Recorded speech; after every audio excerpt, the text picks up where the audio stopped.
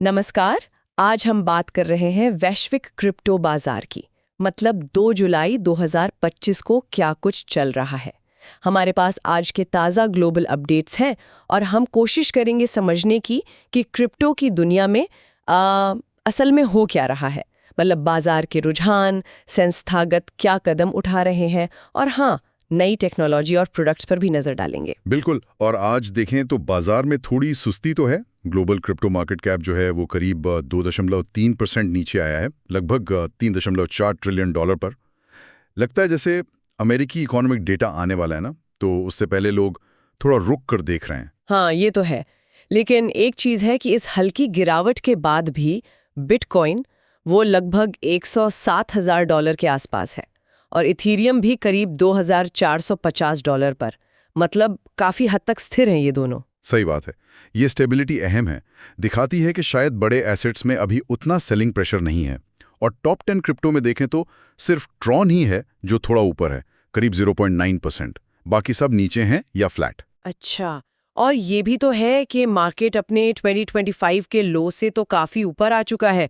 करीब 45% रिकवर हुआ है ना? हाँ हाँ, बिल्कुल।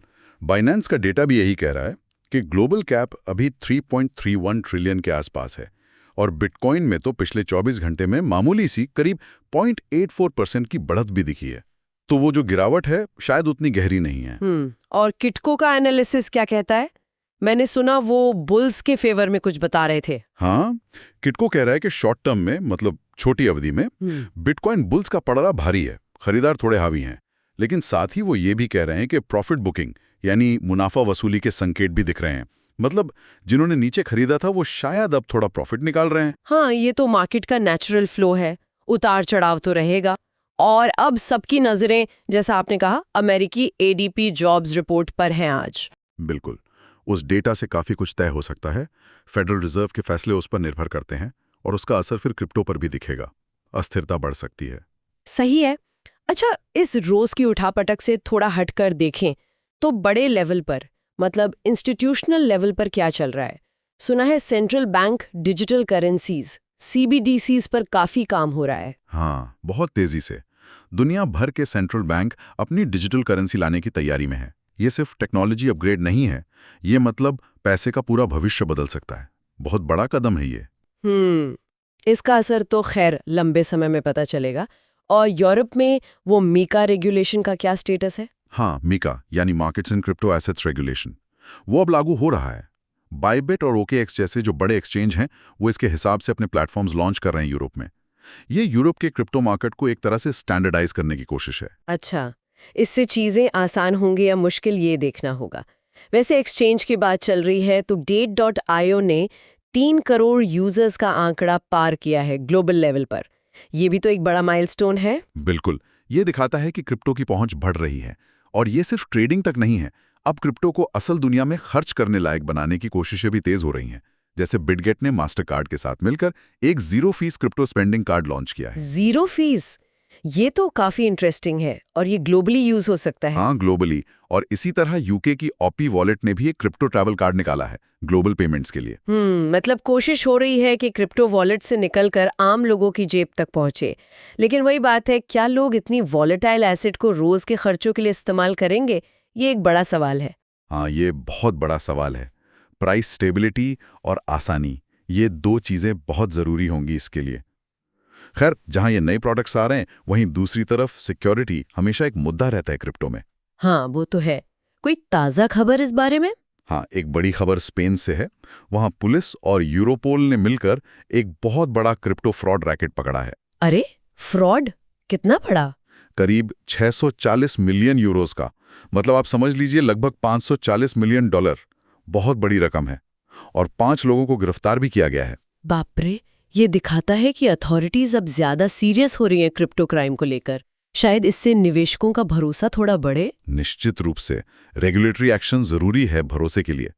और इन सब के बीच टेक्नोलॉजी भी तो आगे बढ़ रही है। एक्सआरपी का कुछ नया आया है। हाँ, XRP ने एक EVM compatible side chain launch किया है।